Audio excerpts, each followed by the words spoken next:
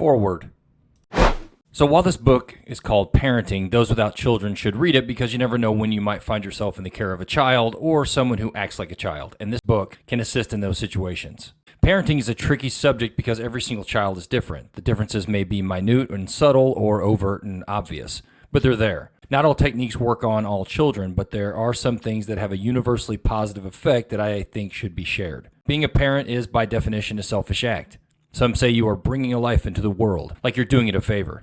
But it's more like two people, usually, who decide that they want to have a little version of them. Women get baby fever and decide to create a life. But in the grand scheme of things, it doesn't seem fair. This is why neglectful or abusive parents are so much worse than normal bad people. They, usually, chose to have children and yet can't or won't take responsibility for raising them. No child asks to be born. We force them into existence and then act like it's a miracle and not something we methodically chose to do. It really is odd that some parents make the decision to have children and then act as though they are a burden or treat them as if their children were forced upon them. Obviously, I'm being a tad facetious when I say having children is a selfish act, even though it definitely is. I'm just saying that it's lunacy for a parent to have a child than give anything other than 100% effort to give that child the best life possible. How dare anyone complain about their children or blame them for anything? But people often don't see it this way. They act as though their children are a burden and that their life is somehow worse for having them. But this illustrates my point about parents being selfish. How could we expect a person who forces a child into existence to satisfy their own selfish wants to then be unselfish when charged with that child's care? It actually makes more sense, given the nature of people, to blame the child instead of themselves for the situation. People blame anything and everything for their problems. Why wouldn't they blame having children? Clearly, every parent doesn't treat their children this way, but I defy any parent to claim they've never felt this way at some point. As I said, it's natural to feel this way, but then you must overcome this selfish feeling and take ownership of what you've done. This way of thinking applies to virtually everything in your life, from addiction to poverty. Not taking ownership of your problems only delays and often prevents ascension. Parents are solely and indisputably responsible for their children. Parenting becomes very easy when this methodology is employed. It removes the selfish feeling and refocuses you on what's important, the well-being of your child. Those who neglect or abuse their children have lost sight of what's important and either never overcome their selfishness or are incredibly remorseful after they've been neglectful and or abusive. Had they kept the notion in the back of their mind that their children are their responsibility, perhaps these incidences could have been avoided. Speaking of parental advice, I subscribe to a number of email newsletters regarding parenting, and I rarely agree with the things that are said. For instance, I just read one that was titled 10 Things You Shouldn't Say to Kids During Holiday Dinner. The article was rife with ways to shelter a child from potentially harmful words from friends and relatives. While I don't agree with intentionally hurting someone's feelings, I also don't think it's helpful or prudent to shelter children from uncomfortable and even emotionally harmful situations simply because they may react adversely. I say it's better to have that adverse reaction while they are young in order to learn and hone the ability to deal with similar situations instead of waiting until they are grown when the stakes and level of discomfort are exponentially worse. Parenting is not for the faint of heart. It is for those who seek a challenge in order to ascend to a higher plane. It is for those who welcome adversity so they may overcome it. This isn't to say that having children is a constant trial of Job, but it is rife with situations that can push you to your limits. I believe this is why so many people have trouble raising their children. They are probably people who avoid confrontation or difficulty at all costs, which can be a good way to get through life, although, as I say elsewhere in one of my books, avoiding adversity only sets you up for failure when you eventually encounter it. If you regularly challenge yourself, then you will develop armor to protect yourself from adversity when it arises.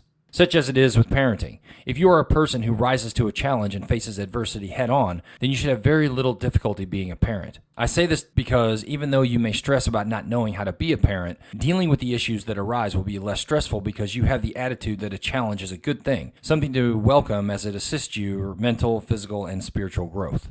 Now, don't get me wrong, being a parent is the single most fulfilling and important challenge I've faced in my life. It has brought me the most joy and created the best memories. The joy a parent feels is why I believe that, even though you may have shied away from adversity in the past, the joy you feel from having a child will propel you to the next level and help you embrace the bad times because the good times are so much better. This may also assist in other aspects of your life because those challenges that you face before children will seem much less important. This is actually the key to overcoming obstacles, figuratively shrinking them to a manageable size so they become easy to surpass.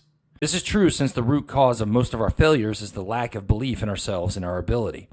Caring for a child, especially when well done, can instill a confidence unequaled by any other experience. Use this newfound confidence in all aspects of your life.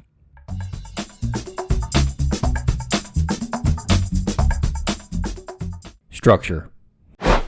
I'd say the most important thing in a child's life is structure. Keep them on a schedule. Wake up times, meals, naps, screen time, exercise time, outside time, if applicable, etc. should all be at the same time each day. We are supposed to keep our babies on a schedule, but why do we stop when they get a little older? If you're unable to keep a schedule naturally, use a tool to help, whether that be your phone, an alarm clock, calendar reminders, etc., and stick to it. Eventually you'll get into a groove and it'll feel just like it's time to do X thing. Eventually your child will help in some way by either crying, asking, or maybe just starting the next thing.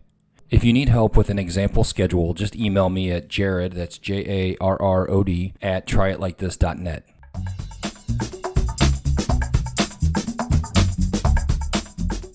Diligence and sacrifice.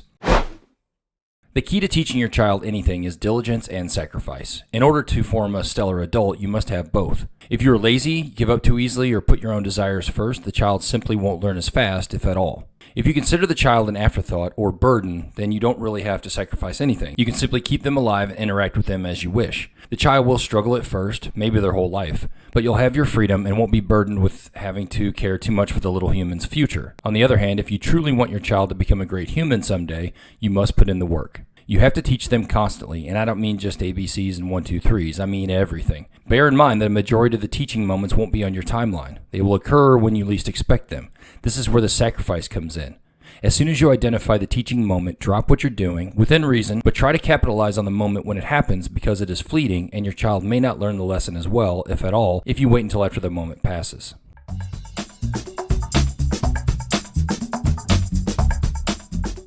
Coddling.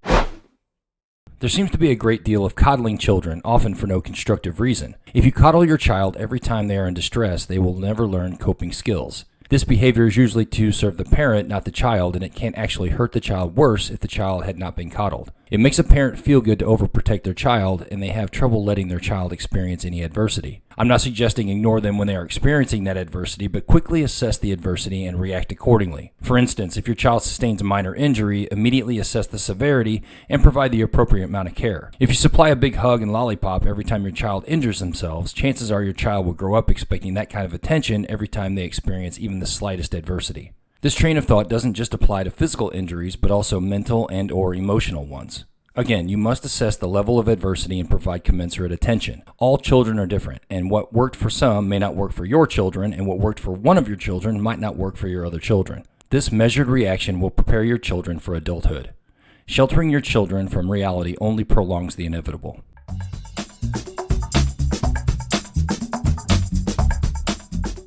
Becoming obsolete. If you parent correctly, you'll become extraneous to your kids, but you'll continue to parent and that will really annoy them. You will hear a lot of "I knows" and they will finish a great deal of your sentences. All of this is a good thing. It means your lessons have taken and your children are growing up to be upstanding citizens. This is where you must back off the menial instruction and focus on the big ticket items. Not that you have been neglecting the big ticket items, but now you can really dive deep into those subjects knowing that the basics have been covered. When I say big ticket items, I mean finances, operating a motor vehicle, stuff like that.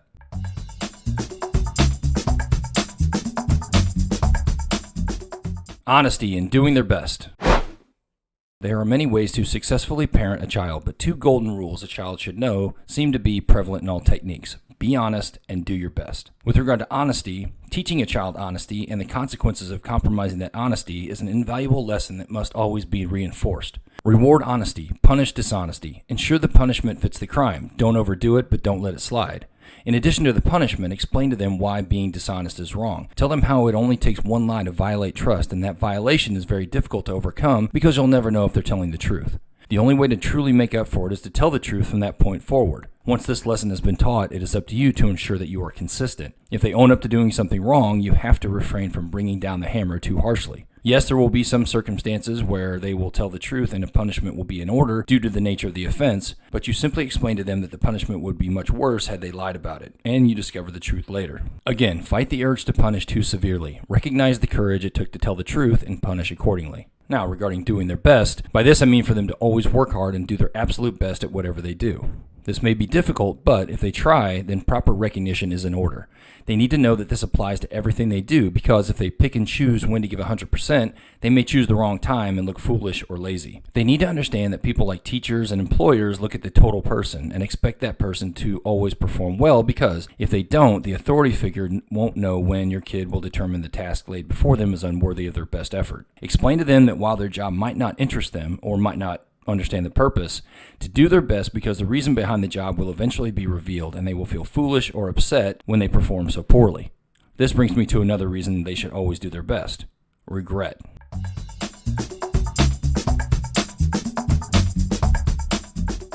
Most people can't foresee regret, either by choice or by ignorance. They minimize the feeling of regret by tricking their mind into believing that doing a substandard job won't negatively affect them. Most realize, often after it's too late, that this is almost never the case.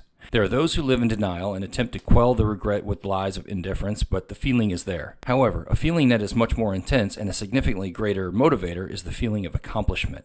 Most of us have accomplished something in our lives that made us proud. It could have been a model you built when you were a kid, a promotion at work, or a project around the house, but we've all had that feeling. It's a feeling designed to keep us motivated to do our best, to work hard, and to achieve something worthy of that feeling of accomplishment. If you explain this to your children and provide a small project that they can complete to feel a sense of accomplishment, it will help them understand and solidify the desire to do their best.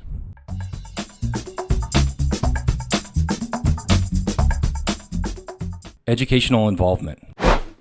Speaking of doing your best, one way to help your child do just that is to get involved with their education. I'm not talking about simply helping them with their homework, although that is extremely important, but really getting involved with their school, almost to the point of embarrassing them. Get to know their teachers, email them regularly if you have questions, subscribe to every school newsletter, sign up for email alerts with your child's grades, volunteer if able. Get involved. The more involved you are with your child's education, the more success they will have. Bear in mind that education isn't just reading, writing, and arithmetic. It's teaching them all of that and everything else the school doesn't teach. Taxes, investing, sewing, survival, self-defense, self-confidence, and the like. If you struggle with what they should know, just search the internet for "what should a blank year-old know" and scroll through the results. Search for life lessons, life hacks, and or life improvements, and set aside some time every day or so to teach your kids these lessons. Teach them how to change a tire, shoot a gun, and start a fire. Teach them how to save their money, how to invest in real estate, and cook. Our job as parents is to flood our children with information so when they are on their own, they have a leg up and can focus on important things like making money, having fun, and freedom. Parents often underestimate their learning abilities of their children. A child is a sponge from birth to 5 years old and can learn exponentially more than you think they can. Flood your child with information. Make every song, video, game, and toy an educational one. Don't waste a second of their formative years with any frivolity. Impossible, right? Not really. Do I do that with my kids? No way. I got lazy occasionally and let them watch some movies or TV shows that weren't exactly educational, but for the most part I did stick to the educational only concept. People would say, you have to let them be kids too, to which I say, how am I not? They do puzzles and read books and play with toys that challenge their motor skills and teach them about shapes and colors and letters and numbers, and they have a blast doing it. As a parent, it is our job to endure songs, shows, and games that we don't necessarily enjoy so our child can prosper. I don't know of any parent who enjoys watching Barney, but the kids love it. And they seem to be receptive. This is true of most children's activities. They aren't designed for us. They are designed for kids, and kids love them. This isn't to say that you shouldn't expose them to advanced educational materials. As I said, children are capable of learning a great deal more than we think. You just have to spend the time on the correct things and not teaching them the hottest pop song or newest dance. While it is cute for a child to sing "Shake It Off" verbatim, it's not doing that much for their development. Maybe they should learn their alphabet, their numbers, and their shapes first.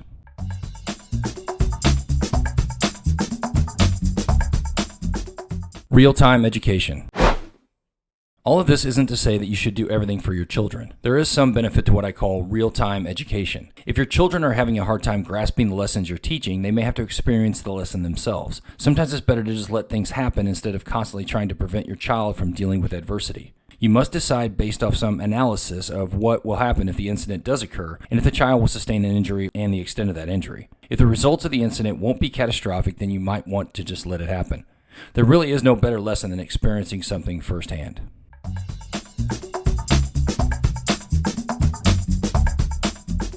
Make your children better than you.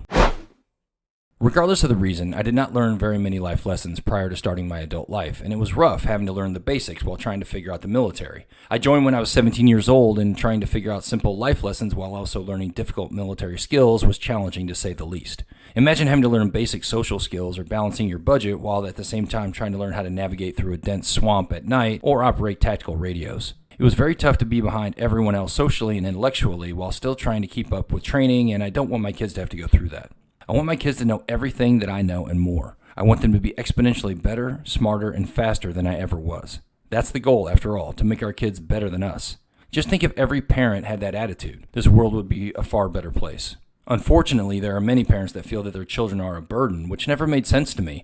How can you blame a child for anything? You brought them into this world, therefore it is your responsibility to shape them into upstanding citizens. Children don't request to be born. They are brought into this world with nothing and need their parents to teach them everything. It's odd that I feel compelled to say this last sentence, but after working in child protection for 2 years, believe me when I say it definitely needs to be said.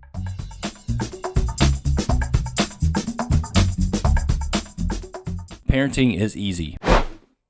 Parenting, I've found, is one of the easiest, albeit challenging jobs there is. I know. Some will scoff and say that either I'm doing it wrong or I'm lying, but I'm serious. I don't understand why so many parents feel being a full-time parent is an arduous task as opposed to the blessing it truly is.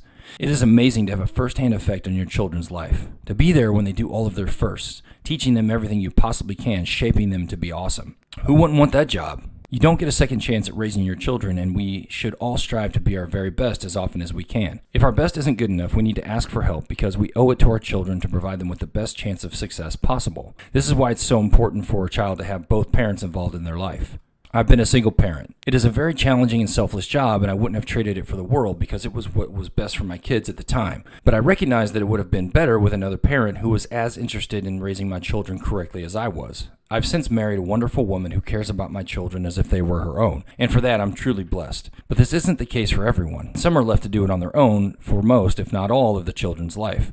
While being a single parent is fulfilling, it is also tough and not optimal for raising a child. A two-parent home with parents who love each other, or that at least don't fight in front of the children, is the best course of action, but having both parents involved in a child's life, regardless of the living arrangements, is exponentially better than having one. Two parents who don't live in the same home but are amicable in front of the children are a suitable substitute for a two-parent home. I realize this isn't always possible for many people, but if you're reading this and you don't have kids, wait.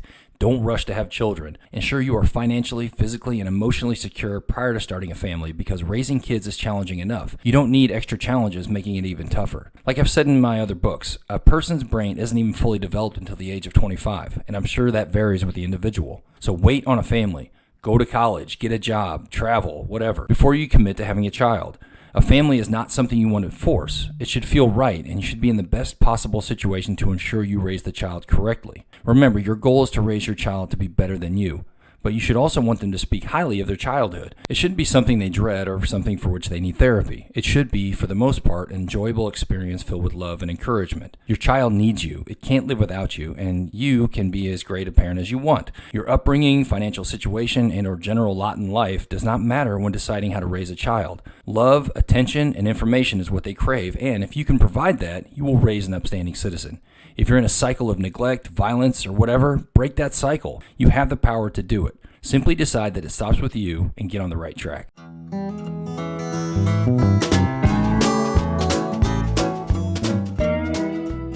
Leaving the nest. It seems odd to me that parents are so quick to get their children out of the house and on their own as soon as possible. Some parents speak of their children as a burden and have contempt for them when the reality is that the children did nothing to come into this world and actually have no responsibility to anyone. They were thrust into existence and should be provided with everything they need for as long as they need it. It's a parent's job to love their children and prepare them for life such that the child will want to leave and be independent but not feel like they are obligated to leave. They shouldn't feel like they are not wanted because they are an encumbrance or an impediment to the parent's happiness. I love my children and I am dreading the day they leave. I think of my children as my family, not little people for whom I'm responsible. The notion of getting kids out of the house is a relatively new idea. Families throughout history have traditionally stayed in the same home for generations, and many cultures and families continue to do this. Not to say I want my kids to stay at home if they don't want to, but how much more successful might some children be as they transition into adulthood if they were to spend the first couple of their adult years at home? This would assist in not only the expenses, but advice for any unforeseen issues that may arise in their life. You could also be there to help with any life lessons that you may have overlooked or neglected to impart onto them. Having this assistance as your child navigates adulthood is invaluable and could alleviate any roadblocks they may encounter. Some say this is a form of coddling and that doing this is not preparing their child to be on their own, but I disagree. I believe it is preparing them even more if they were left to figure out all these new basic issues on their own. We as parents are obligated to tell our children everything we know so they don't have to learn this information on their own and are free to elevate to a higher plane of existence than us and learn even more than we know. When a child decides to venture out on their own, they should be armed with all the parents' wisdom and the fact that their parents will always be there to help. This isn't to say that you shouldn't let them make decisions or assist with solving their own issues, but having a resource to help will give them a leg up on their peers and hopefully contribute to their success.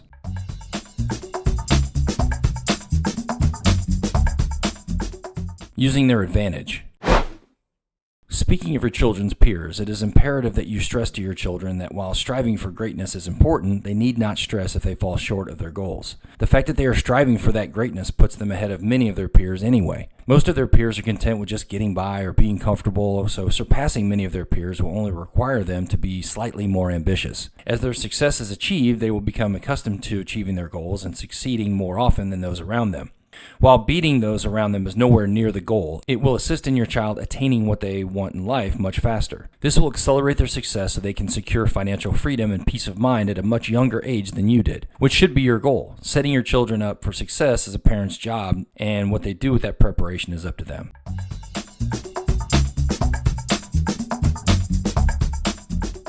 Parenting is a life-changing event. Embrace it.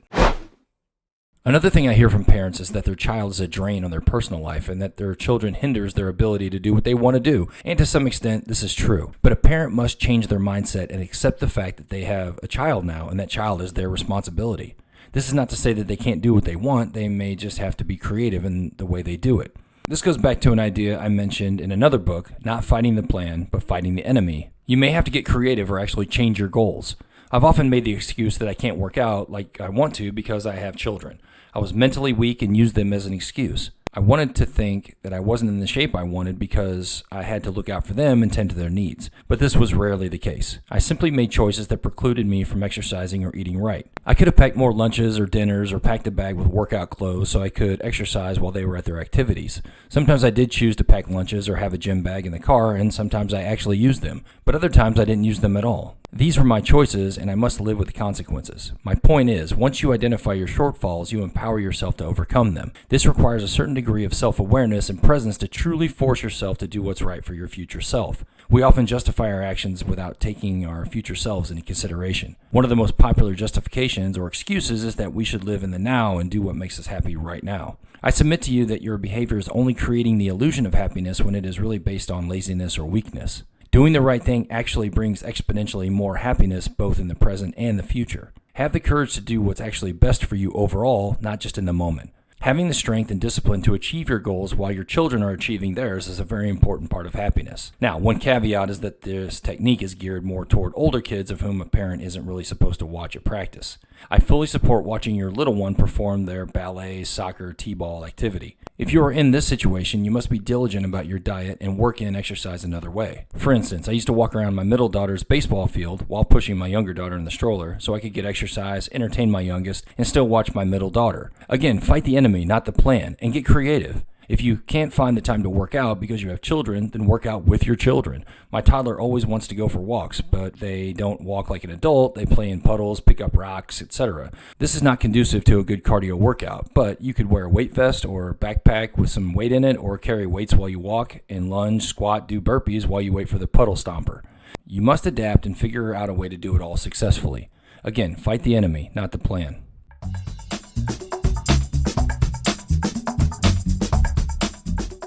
Teaching moments.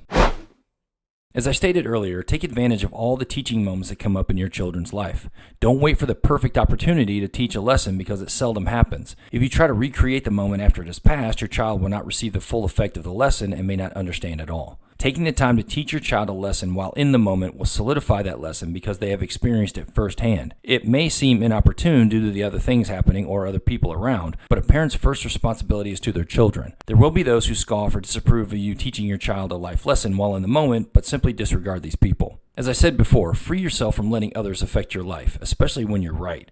Also, if you're in the middle of another task or activity and it won't hinder anything too much, stop what you're doing and take advantage of the teaching moment. Parents need to stop worrying about what others think. Well, everyone needs to do this, but parents especially, because not doing so could adversely affect the development of your children. Bottom line, if you feel like you should say something, then say it. You may not get another chance.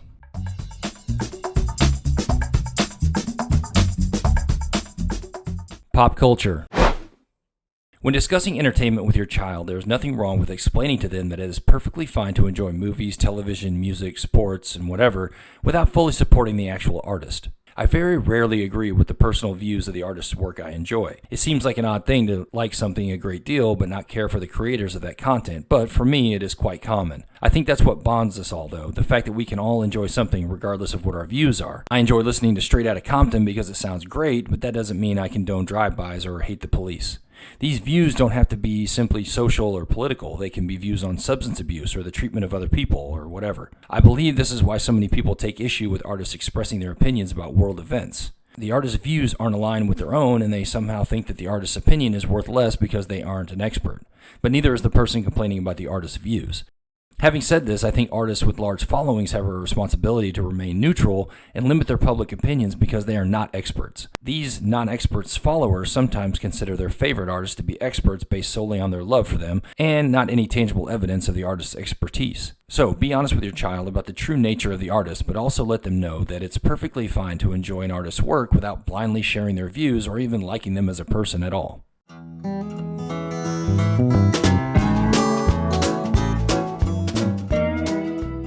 Smoking around your child. The next issue I want to cover is smoking in front of your kids, and more specifically, smoking while interacting with your kids. In the past, smoking was acceptable due to the ignorance that surrounded it, but now that we know the inherent dangers, I think it's absolutely irresponsible for a parent to smoke around their children. I recently saw a parent with a cigarette between their fingers while they were helping their 2-year-old catch a ball being thrown by their 4-year-old sibling. I'm sure the parent justified this by being outside, but it was obvious that the child was ingesting secondhand smoke. Actually, there's no telling if the parent even cared that they were outside or if that child was ingesting their smoke. Most smokers justify secondhand smoke by stating that it is their right to smoke, the irony fully being lost that they are violating someone else's rights by exposing them to secondhand smoke. It really is amazing how society, more specifically government agencies, turn a blind eye to people that expose children to secondhand smoke. It's one thing to know the dangers of smoking and still do it to yourself, but it is not right to negatively affect others and a downright crime to affect children, especially your own. After much scrutiny, I can only attribute it to weakness. A weakness that people disguise as exercising their personal freedom. But what about the freedom from illness to which a child is entitled? Some smokers don't think about that. They only focus on themselves and how it would be a hindrance to them if they had to stop smoking around their children or, heaven forbid, altogether. I will also attribute this behavior to ignorance. From working in child protection, I have seen a great deal of ignorance regarding the care of a child. Now, maybe I was the ignorant or naive one who believed the parents when they didn't know that beating a child or fighting in front of a child or smoking around a child is a detriment to them, but I don't think that is true for all the cases. Some of the people with whom I dealt seemed to truly not understand the dangers of secondhand smoke or the other things I mentioned because of how they were raised. They were never taught the correct way to parent. This is often the case with child protection investigations. The parents are simply doing what was done to them. This could all be alleviated by mandatory parenting classes, but that would be a violation of a parent's rights, right?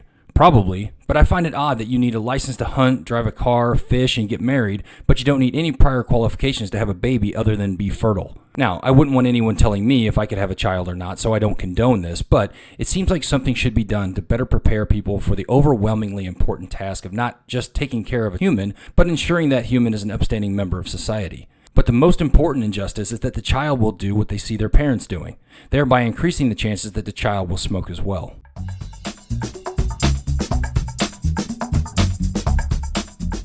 New normal and setting a good example. New normal is a phrase some people use to prepare their children for changes in their lives. A death, a move, and/or a sudden change in financial status are sometimes described as the new normal or new baseline. But I question those parents who wait for a catastrophe to adopt the new normal way of thinking. From the beginning, I taught my kids the power and relief of acceptance. Accepting what has happened and moving forward.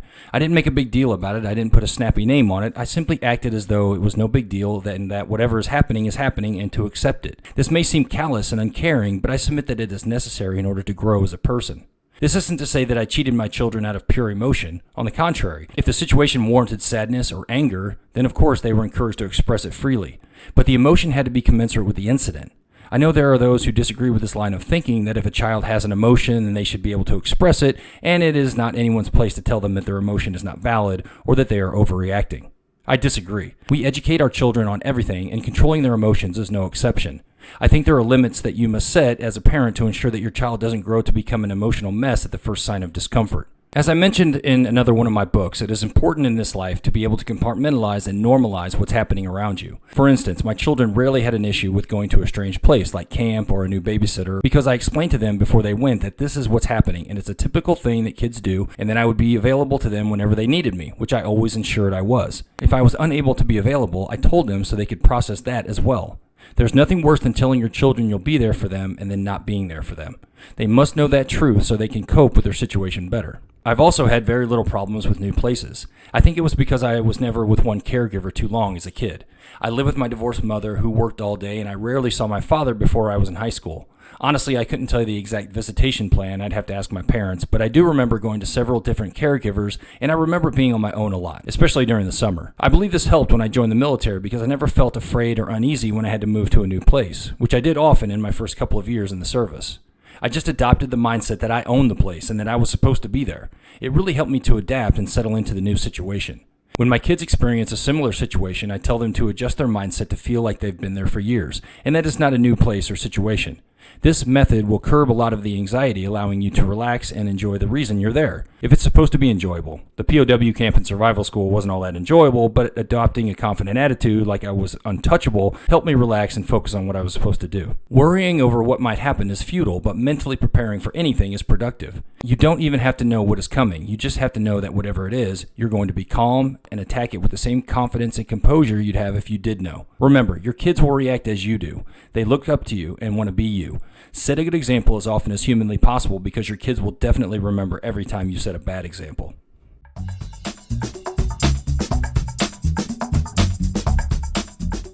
Busy kids. Okay, gear change. If your children have activities after school, sports, or a job, then you may want to reconsider them having to do chores at home. Yes, it is important for children to learn responsibility, but I submit that they already are by going to school all day, participating in the after-school activity, doing homework, playing music, or whatever. And it's not fair to them to have to do a lot of chores on top of all of that. They should keep their room clean, pick up after themselves, do their own laundry, but having them do large time-consuming chores isn't the best idea when they already have limited time in the evenings. Weekend chores are a different story. There's nothing wrong with having them tackle a larger chore on the weekend when they have more time. It's also a time to teach them how to do the larger chores that require more attention to detail than dishes or sweeping. A good technique, since they might not have much opportunity to make money, is to make a list of chores on the weekend. Put a money value next to each chore and let them decide who will do what. If one child is ambitious and knocks out a bunch or all of the chores, then they have all learned a valuable lesson. Those who lean forward choose which chores they would like to do, and if the others slack off, the ambitious child may do all the chores and receive all the money.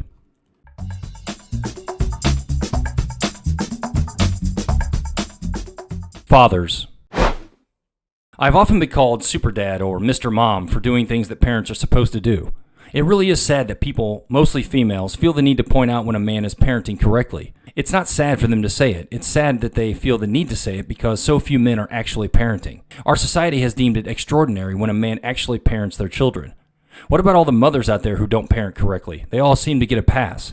I hear things like they're doing their best or the husband doesn't help or whatever. First of all, as I've already said, I've been a single parent, and while it is challenging, it is in no way impossible and even close to the hardest thing I've ever done. It's actually kind of easy if you're organized, selfless, and stick to a schedule, which is what children desperately need. Structure, as I said before. Your children are a product they're raising, and if you put in the work and raise them properly, then you'll have very few issues.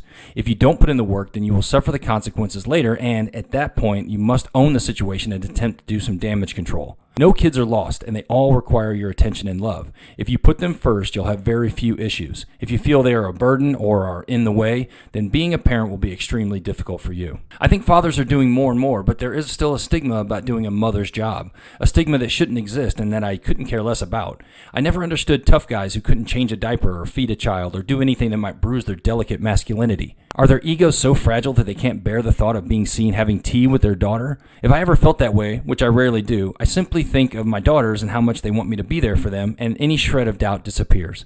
I absolutely can't wait to be there for my kids. They are the most important thing in my life, and they are my main focus, always. It's a pretty easy way to live. Before I make any decision, I evaluate the effect it will have on my children. If it is a detriment to them, I don't do it. This isn't to say that all my decisions make my children happy. Actually, more often than not, the opposite is true. Our children think they want to be coddled and given everything they ask for, but they actually seek structure and discipline and get weird if they are allowed to do something they know they shouldn't. The last statement hinges on your parenting technique. If you have parented properly, your children will recognize right from wrong and when they are misbehaving. Children might not choose the right thing all the time, but they will know that what they've done is wrong and act accordingly. A father must be selfless. This means that you are the last one to eat, the last one to sleep, the last one to be entertained. This notion that the father should be catered to or put before everyone else is ridiculous. A man doesn't need to be waited on or given special concessions or accommodated. It's a father's job to be the rock of the family and not only be strong for everyone, but also to ensure everyone is properly cared for. This isn't to say that a father can't have some time to himself or do what's best for him. On the contrary, it's important for him to do so, provided that it doesn't negatively affect his family. This also isn't to say that a father must work 24/7 to provide for his family and be at their beck and call. It simply means that if a father must make a choice between his own pleasure and his family's happiness, the choice must be his family. I believe no family member is more important than another. Obviously, children will be treated differently based on their age and maturity level, but that doesn't mean they are less important. On the contrary, as I say elsewhere, they should be the priority as they had no decision in existing. The father should also be treated equally, not put on a pedestal and not ridiculed as the helpless sad sack that doesn't get it, as we see so often on TV and in movies. He should be treated with the same respect as everyone else. However, he has the extra responsibility of being the constant, the foundation on which his family is built.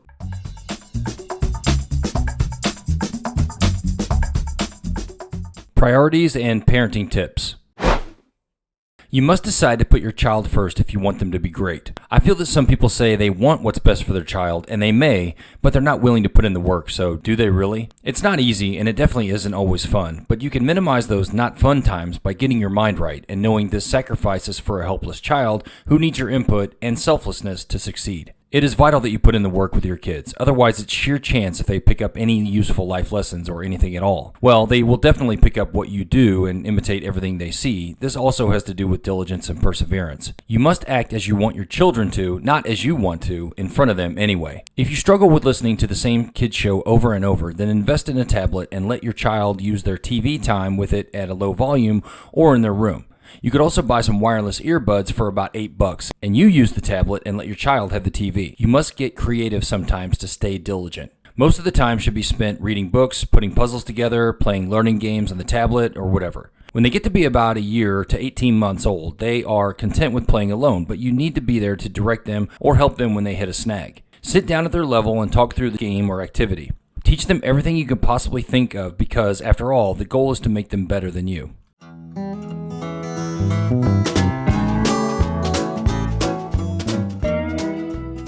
Knowledge is power. It's not just a saying, it's true. The more you know, the more you can do, and the better chance of success you'll have. I tell my kids to never pass up a chance to learn. If they use the information, great. If not, now they know that that information is not valuable. Either way, they are learning. I also tell them to listen to everyone they encounter. Again, the information may be frivolous or seem so at the time, but you never know what will happen in the future. Plus, listening is polite, and while the information may not be useful, the person may be in the future. Not in a sociopathic way, but your child may encounter that person again, and this time they may have something lucrative to tell or show them. They'll be glad they were polite, and it's the right thing to do.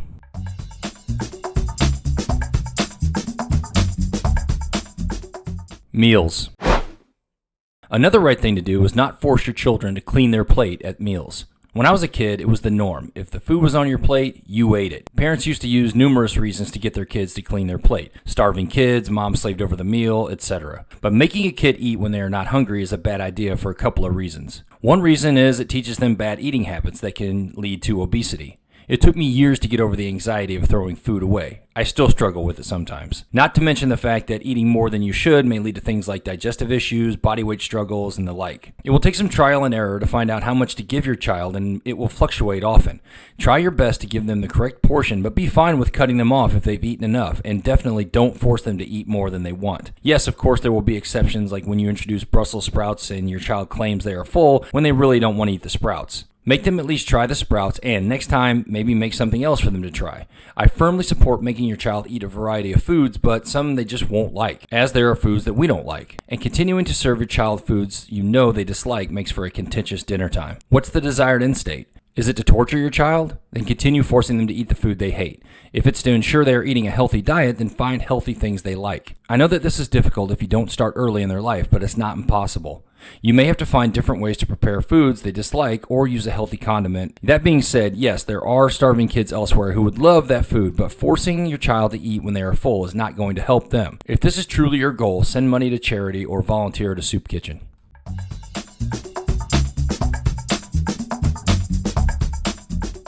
Family dinners. Once they're old enough, it's perfectly fine for children to make their own meals. The act of sitting down as a family for dinner can be difficult and often impossible due to conflicting schedules or homework. This isn't to say that you shouldn't ever have family dinners, on occasion when it's convenient, as to not hinder each other's progress. But it may not happen every day. Most times you'll have to see each family member one-on-one or a couple at a time, and there's nothing wrong with that. The bad thing is forcing a bonding session when other things loom over their heads. When your kids are involved in after-school activities, they may not be home until late, and it's a terrible idea to eat a huge meal so close to bedtime anyway. They usually have time to come home, fix themselves a sensible, nutritious dinner, do their homework, play music, and then hang out a little until it's time for bed. We get to spend time together during homework help, or when they're eating, or before bed. It doesn't seem like enough, but I know that the other activities are important also. Plus, as children get older, they want to spend less and less time with their parents.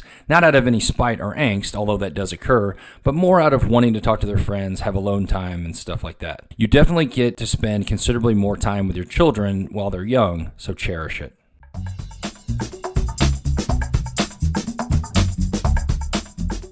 Selflessness and volunteerism. Speaking of soup kitchens, I think a valuable lesson the children of this country aren't being taught is selflessness and volunteerism. My daughters and I used to volunteer at the local homeless shelter, making and serving lunch and then cleaning the kitchen afterward. After several weeks of this, the girls understood the value of helping others, and it became second nature to them. If you make volunteering and selflessness a way of life for your children, it will be that much easier for them to do. If they think of it as a normal thing and understand the good they are doing, then they will be more apt to do charitable things on their own and continue to do them in the future.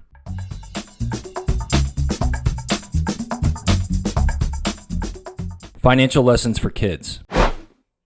Denying your children things they want simply to teach them a lesson about doing without is not optimal. That being said, you should teach them the difference between needs and wants and explain to them that you are there for their needs and will attempt to supply their wants. This isn't to say that they shouldn't be thankful for the things they need. That should be a lesson taught very early in their life. Ensuring they say please and thank you will assist them in the future when dealing with others. You should also tell your children if you can't afford something and that you will save your money to buy that item. It doesn't illustrate your incompetence. On the contrary, it shows them that you have a budget to which you adhere and that you will purchase their item when the budget allows. If it's something they want, you can also suggest that they save their allowance to buy the item. You should be paying your child an allowance that is both commensurate with their age and your salary. If you make a small amount of money, then the allowance should be an amount that won't stress the family budget. But if you have the money, you should increase the amount they receive. Along with that allowance must come financial education. Teach your children to split their money into 4 groups: saving, spending, investing, and charity. Fully explain these categories and ensure that they adhere to those lessons. Don't let them use their savings to buy things they want. That's the spending section. Investing will mean something different for each age group, but you can explain to younger investors that you will invest their money for them and show them how you do it. Explain it down to a level they will comprehend based on their level of understanding, not necessarily their age, due to the children developing differently. It's a good idea to instill in your children a desire to give as well. If they get into a habit of donating to charity, it will last for their entire life. Have a discussion about to which charity they would like to give and then donate together so they can feel what it's like to give. Follow up by showing them how their money is being used and who it is helping so they understand why charity is important.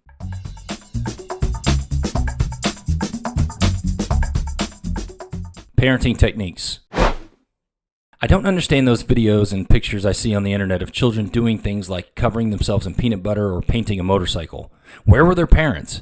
It's crazy to me that children of that age are left alone in an area where they have access to those types of things. I'm a firm believer of child-proofing one's house. It's unrealistic to think that you'll be able to have eyes on your child every second. It's nearly impossible and not conducive to a sane lifestyle. However, there is a limit to the length and nature of the lapse in supervision, and certain measures must be implemented in order to ensure your child's safety. Leaving your child in an area where they have access to items that can cause permanent damage to themselves, others, or your property is borderline child neglect and sometimes crosses that threshold. You must make an honest assessment of the area in which your child operates. If you do not want them to leave an area, put up a gate.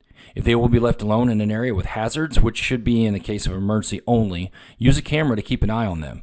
But most of all, you and your children should be in the same area where you are actively engaged with them, or so close that only a glance will update you on their well-being. Yes, this seems tedious to some, but it's what's required of a parent. Tedium is one of those necessary evils of being a parent, so embrace that fact and choose to enjoy it or you will be miserable. Whatever you choose, please don't ignore your children. Enjoy every second you have with them because they won't be around your house for the majority of their life, and you need to soak up as much time with them as you can.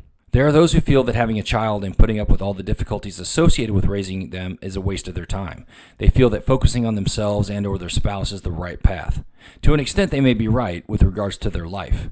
Then again, some parents believe that they are righteous for enduring these hardships and they deserve sainthood for being so perseverant, which always seemed weird to me because parents normally choose to have a child. The truth is, both are correct. There is no rhyme or reason to our existence, and if one chooses not to have children, then they are doing what they feel is best for them, while those who have children are fulfilling their perceived life goals. However, there is something to be said about not knowing what you're missing. The small amounts of adversity a parent experiences are dwarfed by the overwhelming joy a parent receives from having children. Yes, there is much joy to be had being childless, but we all, to some extent, usually experience that childless joy at some point in our lives.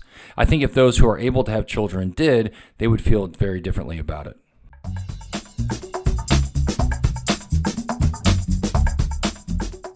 Patience and perseverance. As a parent, there will be times when you feel like your child will never pick up a task. Crawling, standing, walking, potty training. Sometimes it feels like they will never get it. But each child will do these tasks and others when they are ready. This isn't to say that you shouldn't practice. On the contrary, work with your child early and often, and you'll find that they will eventually get it. This is where perseverance comes in. Never give up, but also don't want it so bad that it consumes you. Just relax, keep plugging away, matter-of-factly, and you'll find that parenting will be much more enjoyable. Don't make the stakes so high on a lot of these things that you don't enjoy the teaching moments. If your child has an accident or isn't getting a lesson you're teaching, conduct a quick evaluation of the situation to determine the level of concern you should have. Remember that things take time and there will most assuredly be hiccups in all of your teachings. Just take them in stride and know they won't last forever. Also, you have to determine if what happened is even a big deal. Is it a hassle for you to fix, clean up, or deal with? This is where a deep breath and some empathy can help you put things in perspective. Focusing on the child's feelings, having empathy, can alleviate a lot of frustration for you. This applies to all aspects of a child's behavior. Now, this isn't to say that you should coddle them, but staying calm and having some perspective will allow you to make a rational decision as opposed to blowing up and doing or saying something you'll regret. Speaking of patience, learn to master it because parenting is hard if you don't. There will be times when you swear that your children are intentionally messing with you, but I assure you that is not the case. When they're young, anyway, older kids will try to push your buttons. Some parents may have a natural knack for keeping their cool, but I would venture to say that it isn't common, so you'll need to find a calming routine to ensure that you don't lose your cool and do something you'll regret, which could be anything from yelling to something heinous like striking your child. This isn't to say that I condone or condemn corporal punishment, but if you do use it, it certainly isn't something to be administered when angry. If you do choose to use it, ensure you are calm and dispense the punishment in a controlled manner. I would suggest this be the last resort due to the lasting effects it can have on a child. Back to perseverance. Do your best not to falter when it comes to your children's well-being. Of course you will, but if you do stumble, it should be slight next to the abundance of positive effort you put into their daily lives. I mean, do everything you can. Volunteer at their school, run their Girl Scout meetings, coach their baseball team, check their homework every night. Carve out time to teach them a skill they won't learn in school. Do what it takes to make them as well-rounded and prepared as possible for whatever they may encounter as an adult. This attention to detail will boost your child's chances of being great, which is the goal after all.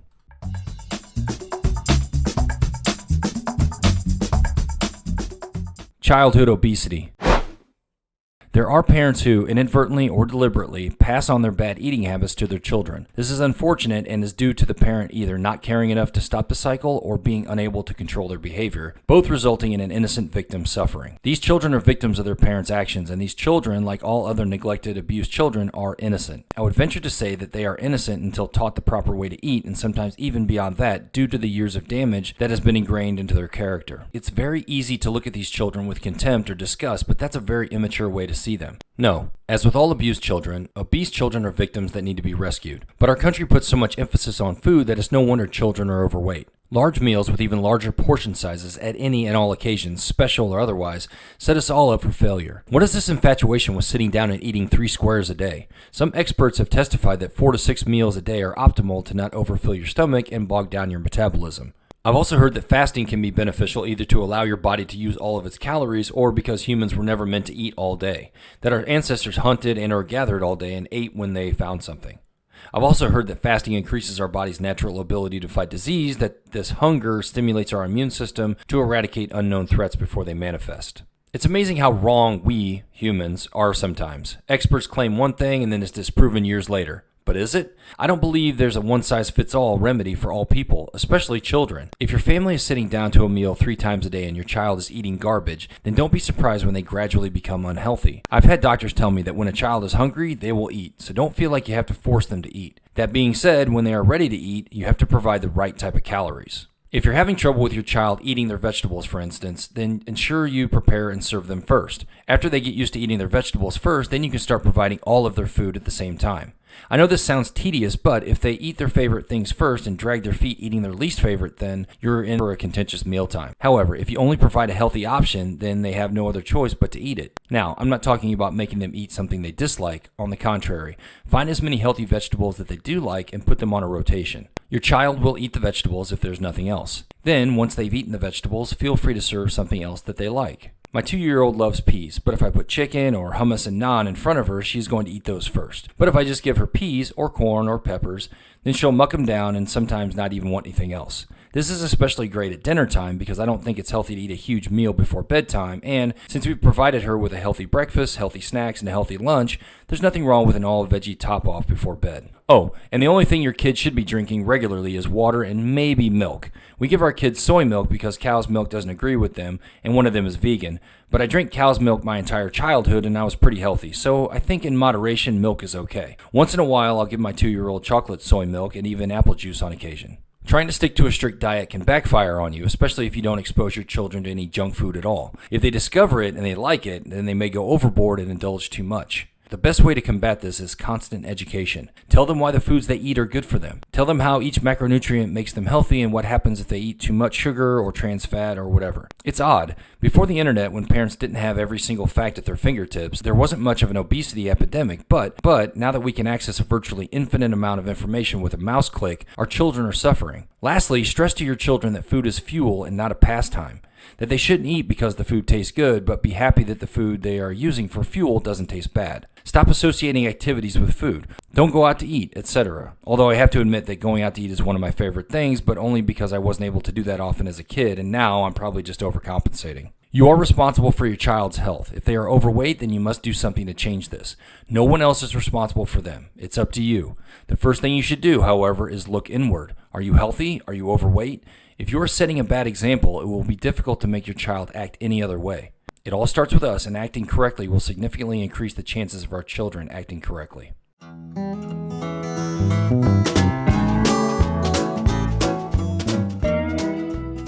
Think about the future.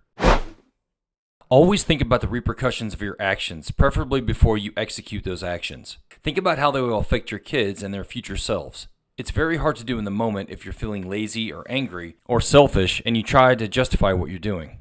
It's not easy and it won't always happen, but the more you do it, the easier it will be. Even if you aren't able to do the right thing in the moment, you can still do some damage control by talking to your children about what happened and letting them know that you made a mistake and that you're sorry and will try not to let it happen again. The worst thing you can do is blow it off and hope your children don't remember what happened. But if the incident is big enough, they'll have a hard time forgetting it. Even if they do consciously forget, subconsciously they will remember, and it will affect them in the future. They may not even realize why they're behaving a certain way until much later in life, but the feeling will be there.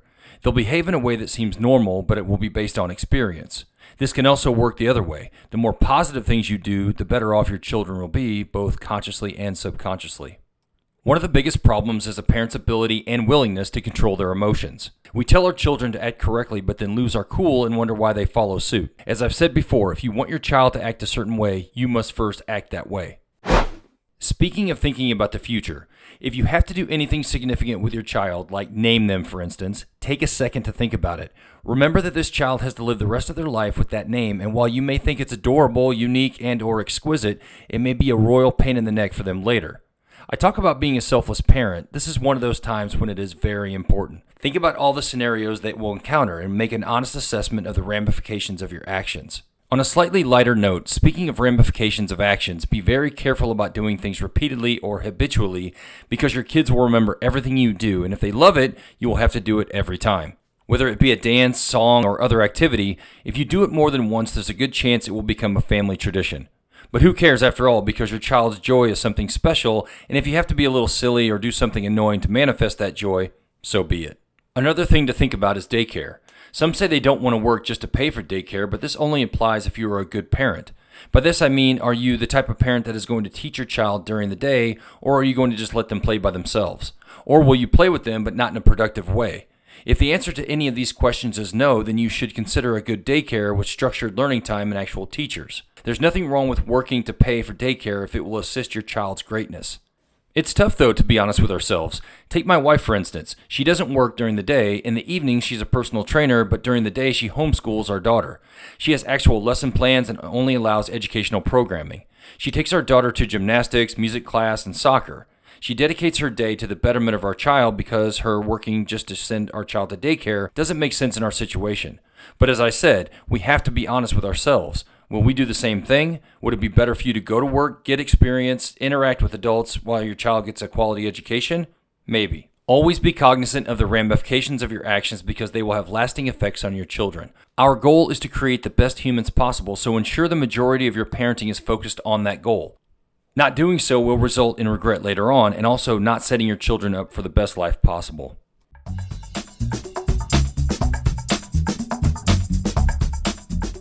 Divorce and remarriage.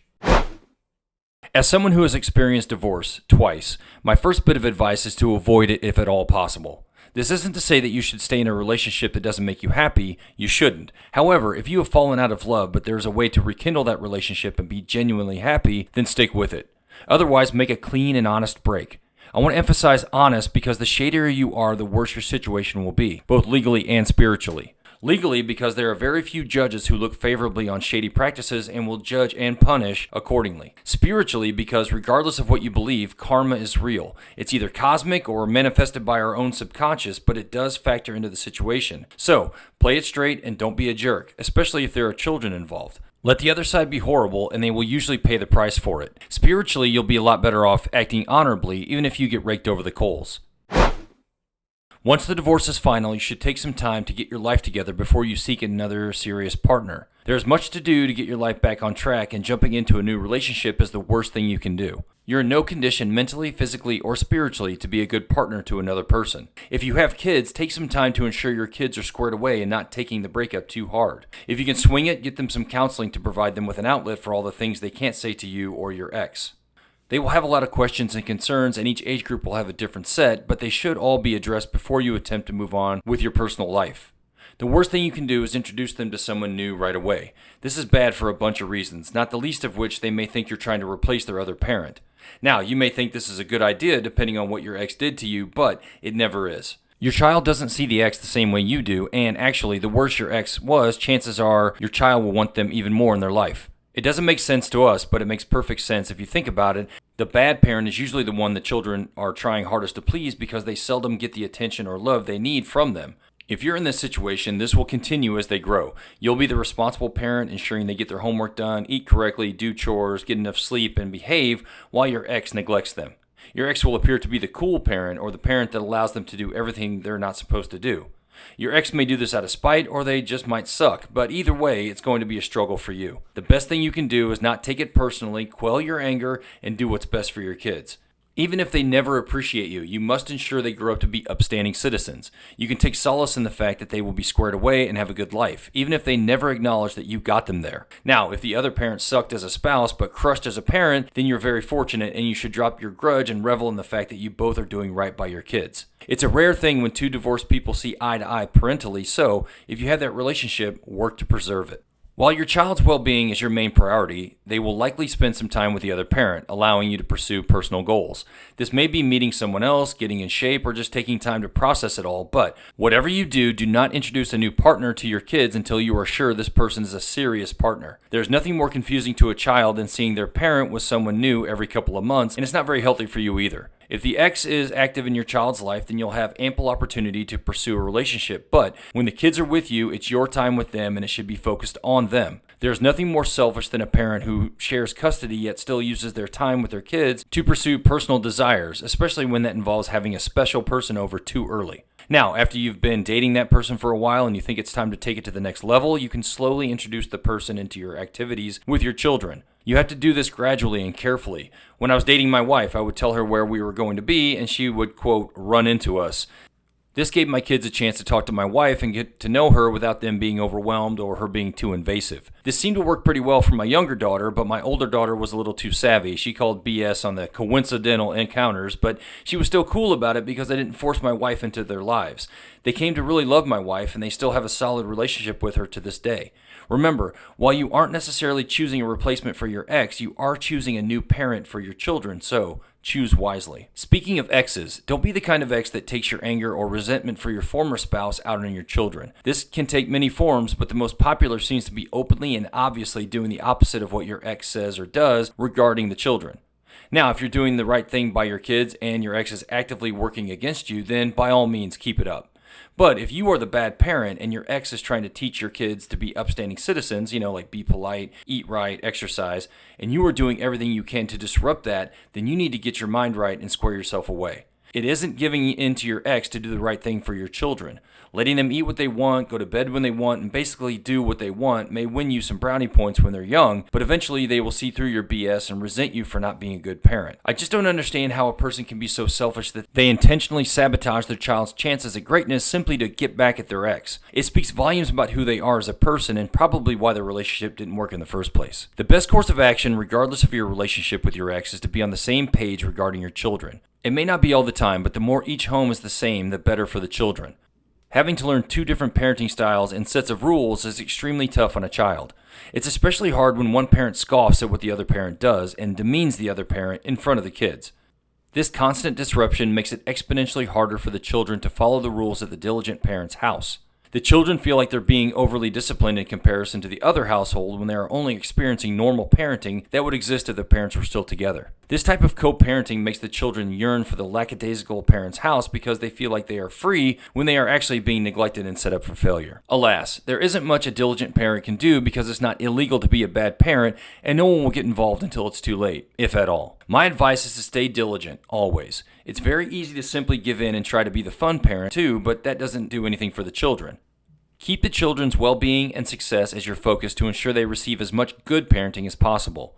Keep your cool, never take anything personally, and never get upset about what goes on at the other house.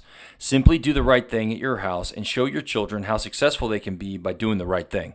Something else to remember about getting remarried is that your new spouse may not have ever considered having their own children, but changed their mind and decided they would like to conceive with you.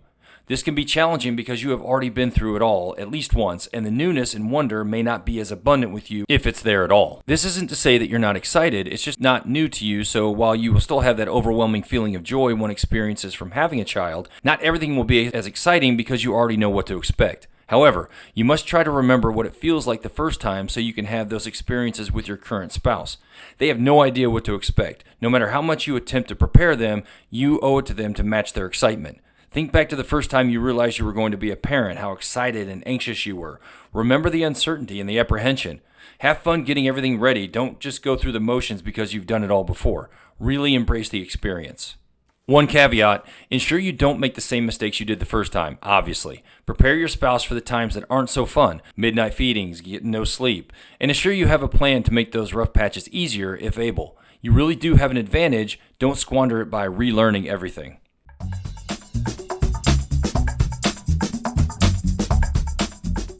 Realistic parenting. Too often I find myself holding my children to a higher standard than is probably necessary. Not to say that we shouldn't expect more from our kids, but we also have to remember that they're children and are always learning. We also have to remember that we were far from perfect as kids, and while we strive to make our children better than us, we should also take the self-righteousness out of our lessons to ensure we're not being disingenuous. I found that it helps to give examples of how I fell short as a child and allow them to learn lessons vicariously instead of having to endure the negative experiences themselves. Not only does revealing your mistakes help your children now, but it will also help them later when they find out you're not a superhero like they thought you were as a kid. Gradually learning this information will maintain a solid relationship built on honesty and trust. Something else to remember, if you find yourself calling your kids lazy or think they are messing with you, you must first look inward and own the fact that your children act as you do while you're attempting to on the spot correct them. You must also change the way you behave. But again, you must also let them off the hook because children are rarely malicious in their behavior. Instead, realize that they don't really have the ability to think in those terms, and if they do seem to act that way, again, they are emulating you or someone else in their sphere of influence. Another way you can help them is by making them do things on their own as soon as possible. Feeding themselves, putting their dishes in the sink or dishwasher, and cleaning up their toys are a couple of things they can start doing on their own way before you think they're ready. You'll be surprised at how much they not only pick up but will want to do on their own. You can also encourage this autonomous behavior by storing their dishes or utensils and some of their food at their level so they can access them and start fixing their own breakfast or snacks. We get so wrapped up in our schedule that we forget our primary purpose is to mold these little humans into something great. Providing the invaluable gift of autonomy will solidify a lasting foundation from which they can grow. Another unrealistic parental behavior is putting much, if any, credence in their children's insults, barbs, and/or disrespect. Children don't normally know what they're saying. They are acting out of pure emotion and aren't weighing the gravity of their words or actions. Don't take anything they do or say personally. More often than not, your children are simply trying to provoke a reaction. Don't drop to their level and react. Keep calm and either discuss what they said and why or ignore it altogether. This can prove to be very difficult at first, but if you keep in mind that you're an adult who can't be provoked by childish insults and behavior, then it will be very easy to calmly deal with any situation. Another reason to keep your cool in the situations mentioned above is to set a good example for your children. If you blow up at every little incident, then so will your kids.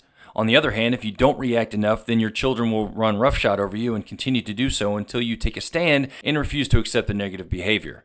Remember, whatever is wrong with a child is the parent's fault.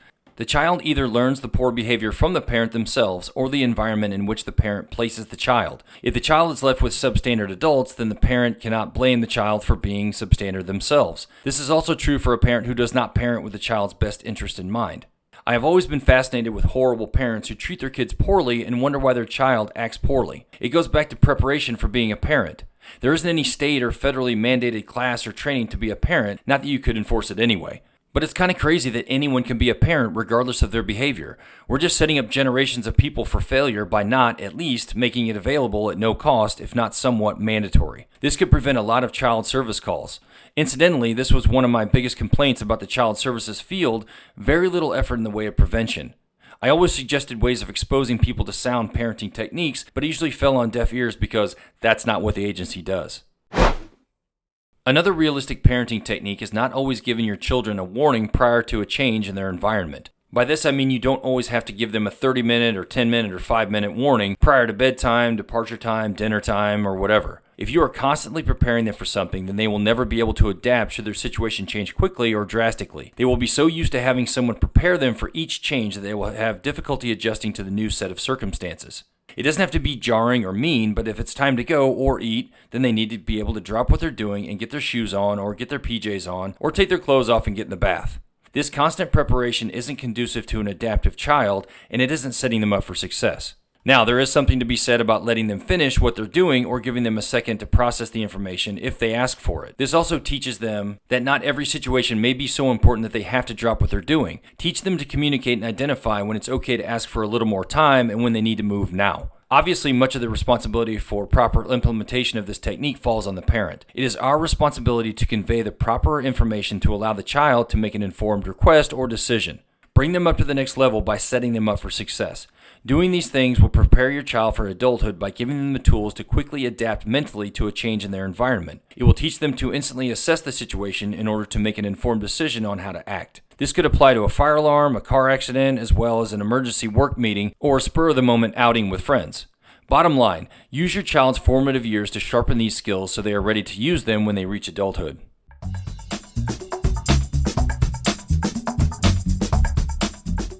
Selflessness.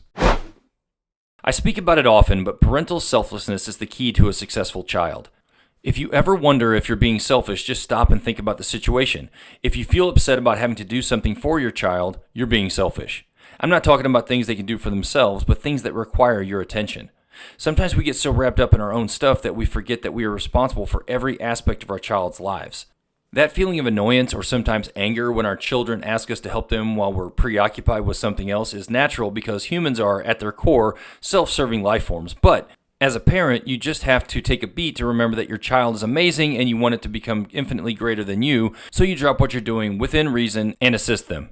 The task may be extremely menial or entirely insignificant to you, but to your child, it is everything at that moment. Now, this isn't to say that you should ask how high every time they say jump, but start wrapping your head around the fact that they are the priority. Some don't subscribe to the notion that children are as important as their parents. They feel the parents are in charge, therefore superior, which is somewhat true, the in charge part anyway, but as far as them being superior, I disagree. I believe each member of the family is as important as the next, and what they have to say should be listened to with all the attention that an adult would receive. In doing this, you not only instill a sense of self-esteem, but you also illustrate to them how much you love and respect them, a task some parents overlook. Speaking of the way you talk to a child, I was having a debate with my oldest daughters recently about how I speak to my youngest. They were giving me grief because I spoke to my youngest as I would anybody else. I don't baby talk her and I don't coddle her. I use language that she may not understand at first, and if she doesn't, I say it again in a way she can't understand. My oldest daughters thought I was doing something wrong until I asked them how they become so articulate. They immediately understood. Infantilizing our children only prolongs their development and ascension to a higher plane. The more you speak to them normally, the faster they will understand and hopefully respond in kind. This also applies to everyday tasks like feeding themselves with a regular spoon or whatever. People think they are cheating their children out of a childhood, but I submit that the kids don't care either way, and treating children like children is mainly for the parents and their yearning for sentiment over practicality. Why not accelerate their development so they will be advanced when they enter adulthood? For instance, when a parent signs their child up for an activity like gymnastics or soccer, and they allow their child to not pay attention to the class, they think they are letting their child be a child, but they are really setting their child up for failure. There is a time and a place for free play, and a structured activity that you are paying for isn't it. That's the time to hold your child accountable and get them used to following the rules when it's appropriate to do so. Parents who do not discipline their children in those settings are doing so for their own benefit, not their child's. Again, waiting to teach your child the right way, read the adult way, is doing them a disservice because they will now have to learn that lesson twice, if not more. Teaching them the correct way initially will ensure they stay ahead of the game and their peers and allow them to ascend higher and faster, which will hopefully result in achieving success much sooner.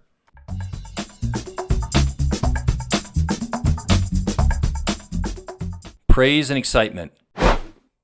Be very careful about how excited you get when your child does or wants to do something you love. An overabundance of joy and praise could have a negative effect on your child's desire to do that activity. For instance, I wrestled in high school, and when my daughter expressed interest in wrestling, I was overjoyed and overly excited. I told her everything I knew about the sport as well as my experiences. I bought her all the best gear and was actually allowed to coach her on occasion. With the benefit of hindsight, I realized I sabotaged her wrestling career before it really began. She only wrestled for one season, and I know it was because of my involvement. As parents, we sometimes lose self-awareness and let our pride and happiness for our children overshadow them completely. So, before you become overly supportive of your child's endeavors, make sure you have an accurate assessment of the relationship you have with your child and temper your excitement accordingly. If you really want your child to excel, you may have to back off a little, or like in my case, a lot.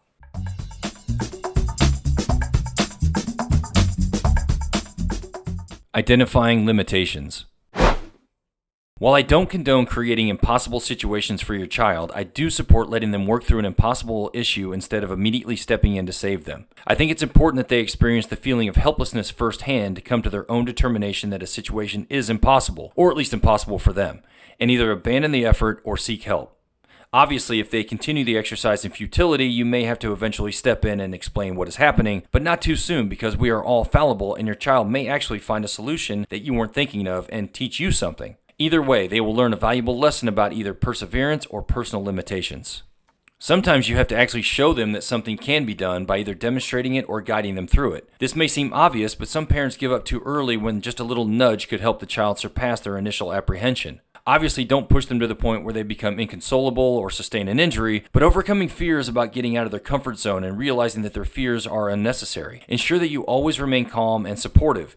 It only takes one misstep to ruin the moment. Put yourself in their place and think of what it would be like to attempt the task, then think of what you would do and either explain that to the child or assist them through it.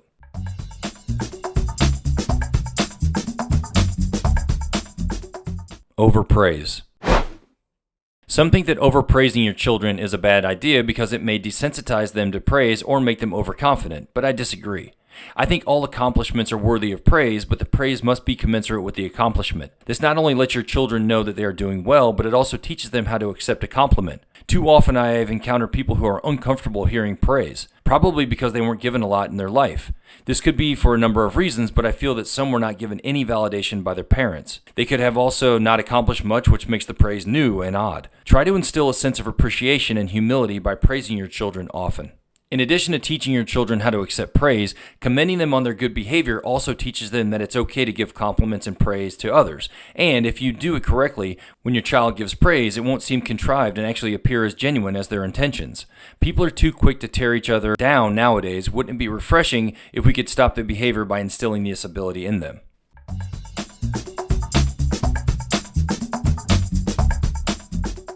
Childproofing your home.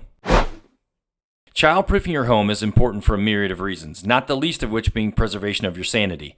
Ensuring the area in which your child spends the majority of their time can seem daunting, but it is actually quite simple. The best course of action when childproofing your house, or at least the areas in which your child will spend most of their time, is to secure the exits. The easiest way to ensure your child cannot prematurely exit their designated confinement space is to install gates at all avenues of escape, especially if those avenues lead to a flight of stairs. Gates can be expensive though, so any obstacle the child can't move, surmount, traverse, injure themselves on, crawl under, or through is acceptable. Also, keep the doors to all accessible rooms closed to prevent any unauthorized visits.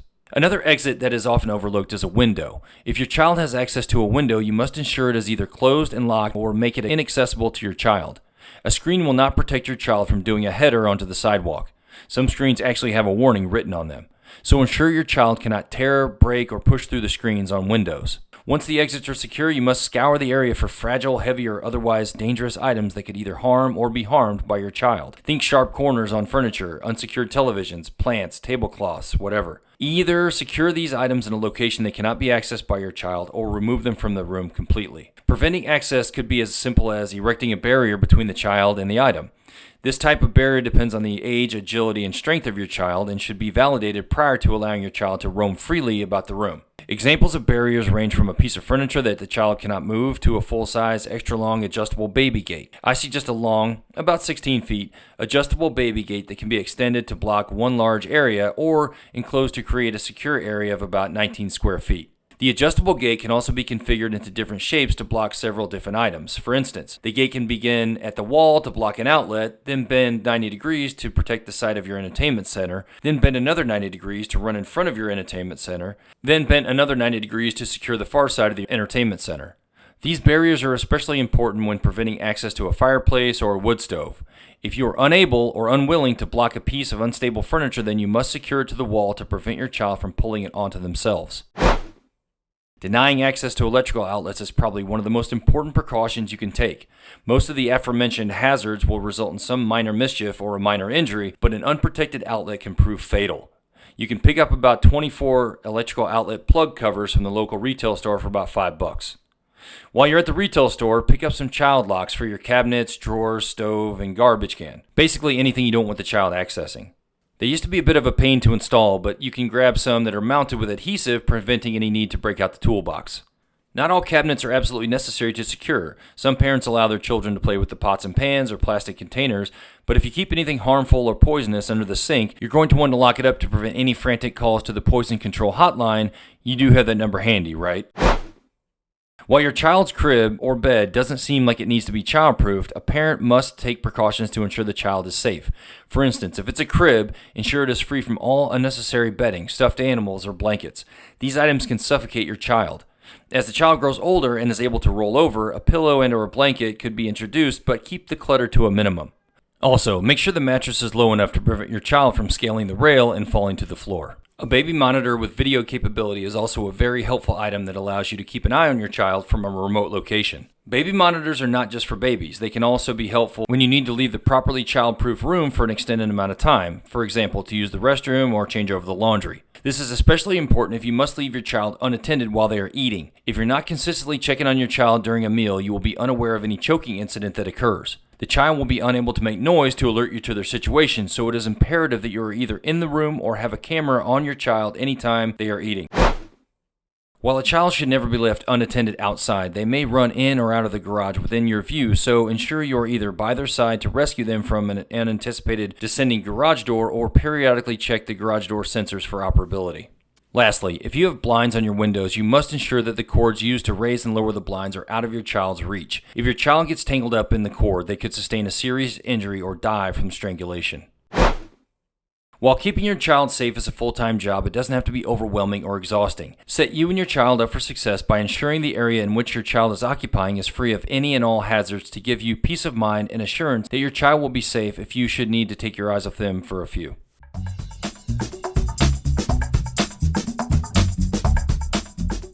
Preparation for the future.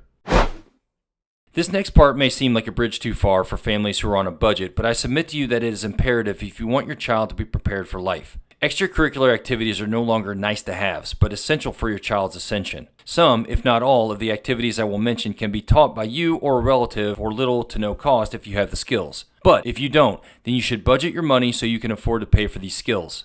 The first extracurricular activity I highly recommend is some type of hand-to-hand combat. Whether it be jiu-jitsu, wrestling, kickboxing, or full-up MMA, you must ensure your child's first experience with having to fight off a would-be attacker isn't in a real-world scenario. They must know what it feels like to fight with all their might, so they know what it takes to repel an act of violence.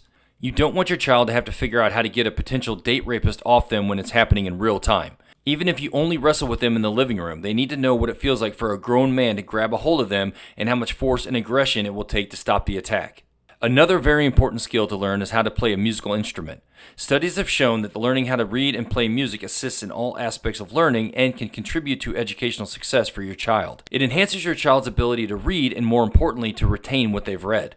It also allows your child to discover and express their creativity while challenging their mind. The next endeavor may take some time to determine, but getting your child into some type of athletic activity has multiple benefits to their well-being. It promotes a healthy lifestyle, exposes them to winning and losing, and depending on the sport, team building and camaraderie. I say this might take some time because we're never sure which sport or activity our children will like, so we must expose them to as many as possible until one piques their interest. This can start as early as someone will have them. At the time of this writing, my 2-year-old takes gymnastics twice a week, and my wife hopes to get her into wrestling while I would like her to play baseball. Even if they seem interested in one thing, go ahead and expose them to other things to ensure they have been provided with every opportunity. They very well may like something else even more.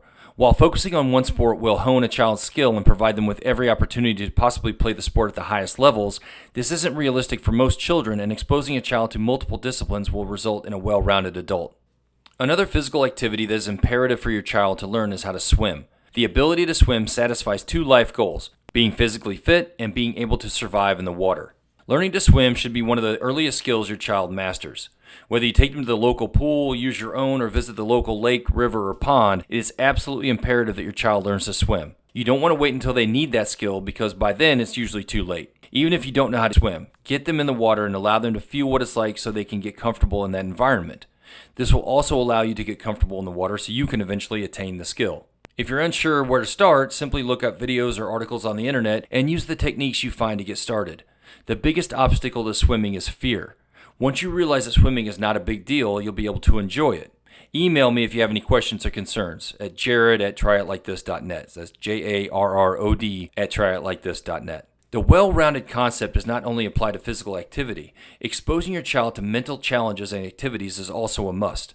The one that immediately comes to mind is speaking in public. I touch on this in my first book, but public speaking is a skill that can propel your child to a higher plane. Not only learning to speak in public, but being comfortable doing it is a skill that most never learn, let alone master. Exposing your child to public speaking at an early age will give them the advantage over their peers and save them a lot of grief in the future. Once your child has become comfortable with public speaking, a logical next step is debate. Being able to conduct research and formulate a coherent opinion or argument on that research will prepare your child for all types of encounters as an adult. Debate also prepares them to think on their feet when asked to provide an unprepared response to an argument. Being able to provide a lucid point and defend that point against rebuttal is a very rewarding talent. I'm a firm believer that children should learn as much as possible as early as possible because they don't have the fear that older kids and adults have. Enabling them to hone skills at a young age that they might normally fear if they were older allows them to bypass the anxiety and perform at their best. The key to all of this is your reaction and description of the tasks. If you preface anything with the inclination that they should fear it, they most certainly will. If you address every new task matter-of-factly, they will too. The biggest mistake a parent can make is projecting their fear or anxiety onto their child. It is imperative that we as parents mask our fear and exhibit calm when our children are experiencing unknowns. Give your kids a chance to use their inherent bravery. There are many other avenues for your child to exercise their mind, and just as with physical activity, you must expose them to as many as you can so they can decide which one they like. Don't let them stop at the first one. Make them try as many things as possible, again, to ensure you're forming a well-rounded adult. Now, preparation isn't always about what to give them, but also what not to give them, and how. Everyone knows that the more you say no to a child, the more they want to do the thing you're denying. This aspect grows in size, scope, and danger as your child does, and it's important to be able to say no to your child without fearing they will openly defy you and do it anyway. I've found that honesty will nip most defiance in the bud. Explaining why they can't do something empowers them to take ownership of not doing something. The shining example that comes to mind is drugs and alcohol. Instead of threatening my kids, like I was, I flooded them with information about drugs and alcohol, the effects, the downsides, my past experiences. I showed them videos of people who use drugs and explained how achieving their goals will either be hindered or impossible by using. You will need to take a different approach with small children who might not be able to grasp the concept of why, but explain it anyway. Children respond to repetition and consistency. Eventually they will understand, and that will save you from unnecessary battles at dinner time or bath time or bedtime. Telling your child the truth about why they need to sleep, eat their vegetables, and bathe will arm them with that knowledge, and before you know it, they will willingly do these things because they understand why. Never resort to "because I said so" unless it's absolutely necessary. It's the lazy way out and does nothing for your child's development. Yes, there will be occasions when you're too tired or they're too tired or there's an element of danger when "because I said so" is okay, but don't make a habit of it. Focusing on your child's well-being and their future will assist in your diligence to do the right thing. If you resort to "because I said so" without providing any data on why they can't do a certain thing, you run the risk of them developing an unhealthy want to do that thing, and as soon as they're able, they will do it, probably to excess. This could result in a drug habit, a weight problem, or crushing debt when an honest explanation could have prevented it from reaching those levels. One last skill that I've yet to mention is the ability to type. For some reason, I took 2 semesters of typing in high school, and it was one of the most important decisions I have ever made. With email being a significant, if not most important form of communication in the world today, knowing how to type will ensure your child has a leg up on their peers. In addition to email, being able to type reports and/or research papers will assist them in college and beyond. It seems like an unnecessary skill, but I assure you, it has saved me hours of time.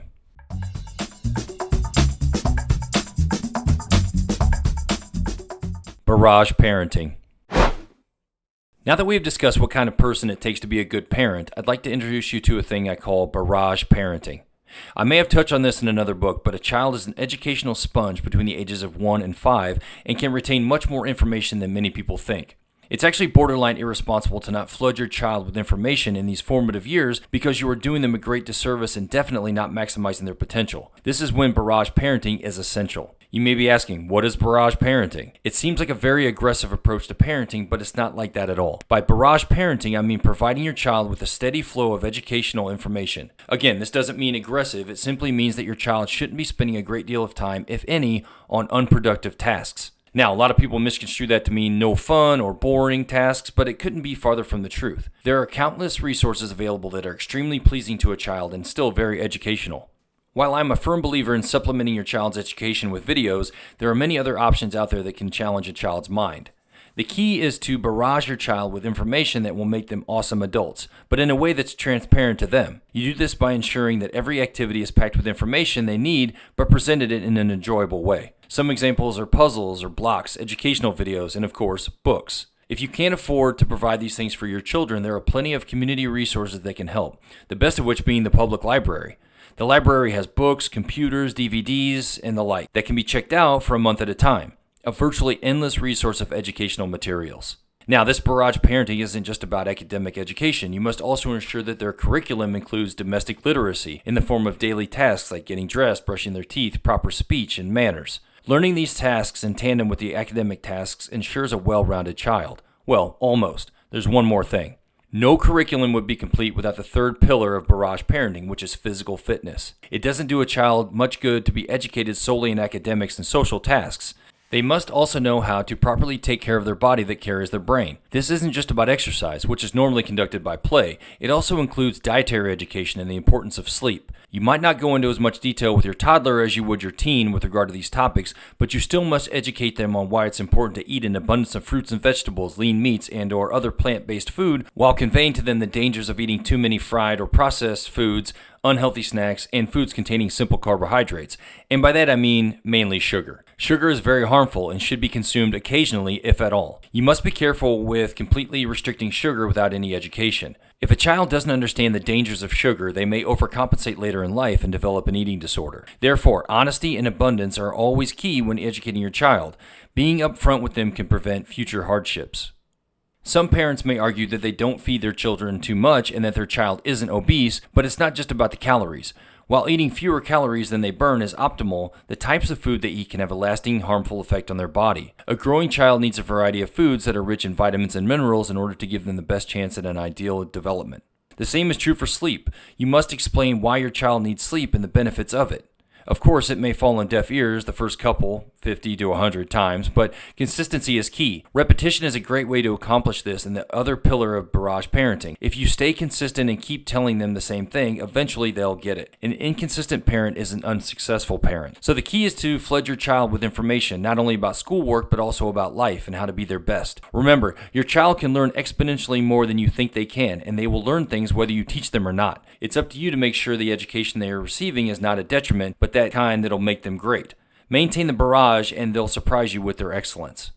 Does this approach seem daunting? It is, but it's not impossible and it will make your child amazing. There are millions of parents out there that regret what they didn't do when raising their children. They could have put in a little more time, or read to them a little more, or taught them more things. They justify it by saying things like, I did my best, or parenting is hard, and they may be close to right, but I firmly believe that most parents still have gas in the tank when their children set off on their own. For most of us, our children are only really in our lives a short time.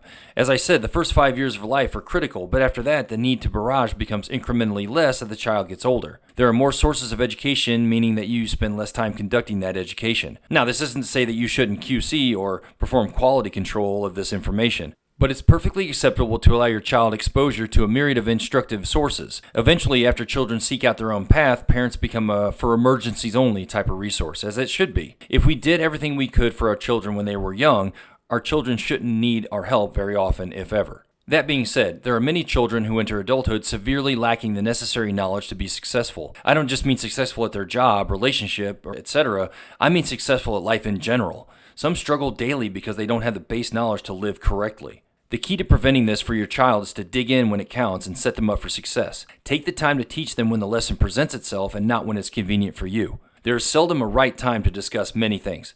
They must be addressed when they arise to ensure the child is aware of the context of the lesson. This isn't to say that you can't create educational situations. On the contrary, you should be doing this as well. My suggestion would be to have your child shadow you as you do daily tasks. Take them through a typical day from when you wake up to when you go to bed. This includes taking them to work periodically, if possible, to show them what you do all day. This should provide them with some ideas of what they would like to do or not do one day. This will also ensure they have a working knowledge of an alarm clock, how to make breakfast, navigate to work, get groceries, fill up the tank with gas, or charge the car, whatever you have. These basic skills often go untaught, and as I have said elsewhere, the more your child knows, the farther ahead of their peers they'll be upon reaching adulthood. There are also many times when a parent becomes exhausted and may cut corners or give up altogether. To these parents I say, have a backup plan. Have a course of action that will still benefit your child while providing you with a much needed and probably well-deserved respite from the barrage parenting. This can be anything, a favorite learning toy or educational program, or simply time outside getting exercise. Whatever it is, ensure it benefits the child so you won't feel regret when you've reached your breaking point. Another technique that has served me well is immediately thinking about how my immediate actions or inaction will negatively affect my child's future. What are the likely ramifications of my actions? Usually thinking of being a direct detriment to my child is enough motivation to do the right thing. Unfortunately, there are many who justify their actions and lie to themselves about the future. Many of these same people are living with regret about how little they did for their children. Don't be this way. Suck it up and do what's right for the beings you brought into this world and for whom you are solely responsible. Live in the moment and own what you do. Obviously, this is very difficult to sustain, which is why you have to have your backup plans. If it's mealtime and you simply can't bring yourself to battle about vegetables, have your child's favorite healthy food readily available. Don't have the energy to read a book to your kids? Find a video on the internet of a person reading that book. Get creative and continue your barrage while simultaneously reinforcing your mental health.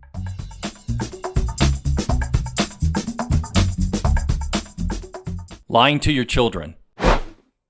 There is a trend among parents that entails not being totally honest and sometimes flat out lying to children. Parents seem to do this when the explanation is either too complicated or they simply don't want to put out the effort to take advantage of a teaching moment.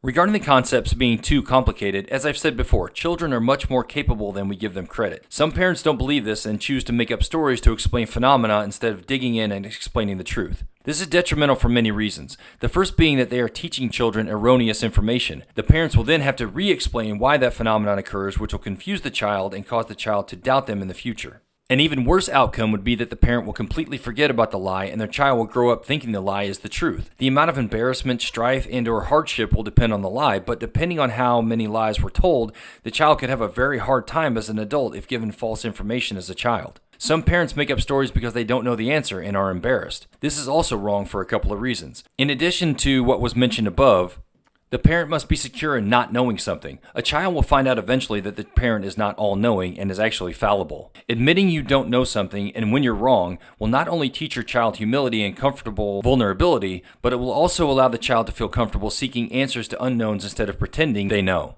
This facade, depending on the lie, can result in a serious injury or death if the child chooses the wrong situation in which to feign knowledge. Telling your child you don't know can also be a great opportunity for you to bond with your child while you both seek out the answer. You may not know the answer, but you probably know where to find it. This will arm your child with the ability to look for answers themselves, which will teach self-sufficiency. But the main reason you don't want to lie to your children is because it sets a bad example for them and gives them a bad impression of you.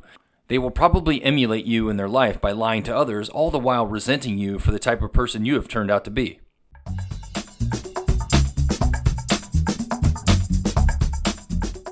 Self and situational awareness parenting. Not lying to your children is another example of being aware of your actions at all times. Don't gloss over moments with your children because you feel the moments are insignificant. There will be countless instances where your child will be significantly more emotionally invested in the situation, and your reaction to that situation will resonate with them for the rest of their lives. Keep this in mind when you discard them because you're too busy or what they are trying to show you doesn't interest you. Now, there is something to be said about instilling a sense of selflessness in your child, meaning that they must understand that the world doesn't revolve around them. If they want to show you something for the 1,000th time, but you really need to concentrate on drafting an email to your boss, then you must explain to them what is happening. Don't simply blow up on them and tell them to leave the room. Give them a quick once-over of the situation and make sure you tell them that what they are doing is great, but that you must concentrate so you can finish and hang out with them again. This may seem like coddling, but every time you tell them to beat it without an explanation, their child mind only knows that they're being rejected, not that they're being a distraction. The more you explain this to them, the more they'll understand within reason. If it truly is the 1,000th time and you've already provided a heartfelt explanation, then maybe a timeout or something else is in order. You have to find that middle ground to ensure you don't raise a spoiled brat or a child who lives in fear of bothering anyone. Another reason to maintain your situational awareness when parenting is there will come a time, possibly several if you don't pay attention, when you will improperly parent your child because you aren't fully aware of their maturity level. Now, this can backfire if you treat your children as if they are more mature than they are, as this can lead to potentially dangerous situations. But, more often than not, we treat our children as if they are less mature than they really are. This can have a detrimental effect because not only will you be speaking to them on a lower level, but the activities you plan for them will also be below their capabilities. This can lead to resentment and rejection. Your children need you to really know them, not just tell them what to do. They need you to engage with them in a way that lets them know that you care and that they're not just a burden or another thing you have to take care of in the home. They also need you to empower them to make age-appropriate decisions, and they need you to value their opinion, regardless of the validity in the situation. This connection will pay dividends in the future and will allow you to adapt your parenting style, daily activities, and even vacation plans accordingly. Remember that your kids will one day be adults with whom you will interact, and you don't want them harboring any resentment towards you so you can have a fulfilling relationship with them as adults.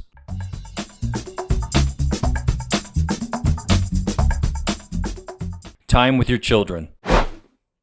When you're spending time with your kids and you're doing something that isn't necessarily enjoyable to you, make sure you either keep that to yourself or, if you do say something about the experience, ensure that you convey to your kids that you love spending time with them and that you may not like the activity, but you definitely love being there with them.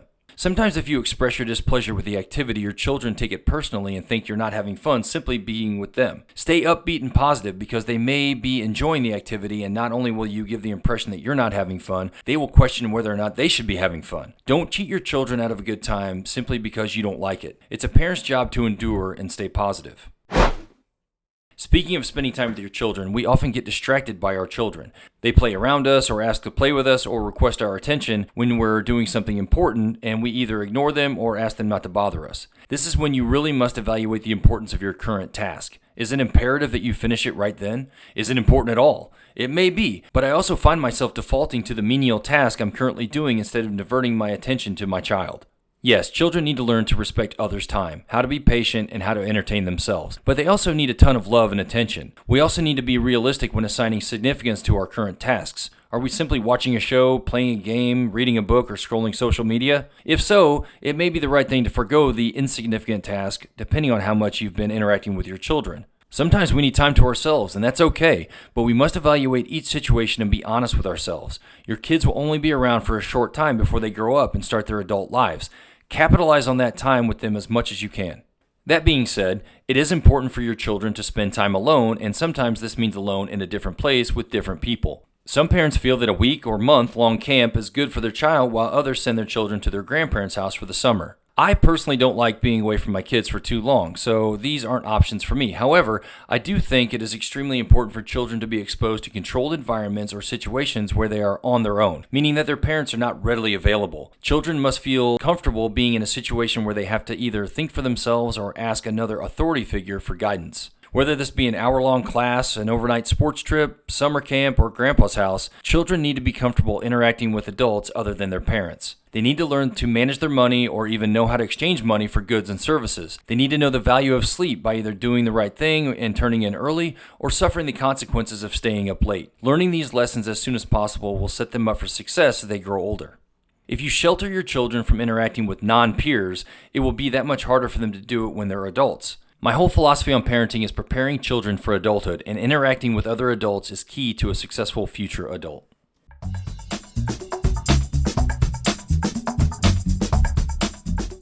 Daughters. Having daughters has given me a new perspective that only parents of daughters will have. There are certain aspects and truths about raising daughters that those who only have sons or no kids at all will never know. Even women who don't have daughters don't fully know the nuances since they're living it and not dealing with it, especially given how little children accurately remember coupled with an undeveloped prefrontal cortex. The main thing I want to explore about this subject is how girls are almost treated as second-class citizens regarding sports. They are placated by being given equal opportunity with regard to things like sports, but in actuality they are figuratively patted on the head while society focuses mostly on boys. This is changing slowly, but I still see blatant examples of it. For instance, in pre-K and kindergarten programs, we allow the teams to be co-ed, but as the children grow older, we segregate the genders and only allow girls to play with girls.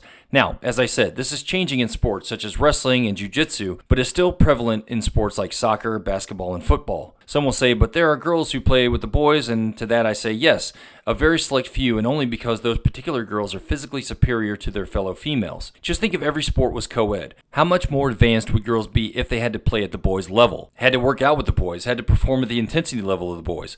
Not to say that girls don't do that now, but when you play against those who are equal to you, it's very difficult to get better. It's common knowledge that in order to improve, you need to challenge yourself. Females should be allowed to play with males. There also shouldn't be any segregation. This would ensure females are used to playing at the boys' level, which would prepare them for middle and high school participation. Yes, as I said, there are females who can compete with the boys, just as there are boys who are unable to compete with other boys. But at least those boys who couldn't hang had the opportunity to grow up playing with the boys. Girls aren't afforded the opportunity and are forced to work on their own or simply compete at the level to which society has forced them. This may also fix the transgender issue in sports. If all sports were co-ed, the gender of the athlete wouldn't matter.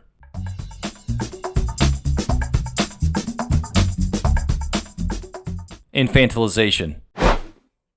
A frustrating thing for a parent is when they have made a conscious decision to speak to their child normally instead of using baby talk or speaking down to them, and someone else speaks to them in an infantilizing way. This is especially annoying when they clearly hear how you speak to your child yet continue to talk down to them. It's as if they either think you are doing something wrong and are trying to correct you, or they simply disregard you and don't understand that it isn't necessary to speak to a child in that way. What's the point of speaking to children that way? Isn't the goal to teach them to be functioning adults? Why then do we feel the need to instill negative behavior when they are a child? We'll need to stop speaking to them like that eventually, so why even start? As I've said many times, children are capable of considerably more than adults give them credit. Understanding normal conversational speech regarding both vocabulary and tone is one of those capabilities. If you treat children like people, they will act like people.